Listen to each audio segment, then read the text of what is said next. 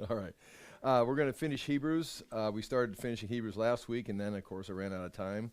But I think we've got just 5 verses or 6 verses, chapter 13, verse 20 through 25. And next week we will start the book of James, which is a good book because to fit this because it's at the same time as this is being written, probably, or the people that are receiving this. One of their leaders would be James, who is probably going to be writing, though, a little bit earlier in church history. We'll talk about that when we get to the book of James next week. But anyway, chapter 13, we'll begin in verse 17, as we covered these verses last week. Obey your leaders and submit to their authority. They keep watch over you as men who must give an account. Obey them so that their work may be a joy, not a burden, for that would be of no advantage to you. Pray for us. We are sure that we have a clear conscience and desire to live honorably in every way.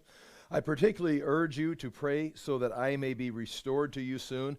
This restoration or visiting them is going to come up here in the next few verses again, mentioning Timothy.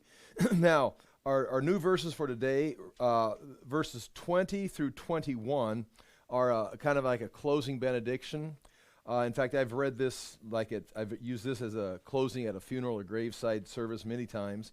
And then verse 22, he goes on and kind of closes the letter down more on a personal note, verses 22, 23, and 24. And then at verse 25, he just hands them over to the grace of God, which is a great way of, after you've done all you can of all your instruction, of all your guiding, of teaching, is okay, I now hand you over to the grace of God. It's now God's work in you, and that would be the Spirit of God, the new life that He's given you, the fellowship you've got with other believers, the instruction that He's got, and the Spirit of God leading and guiding you.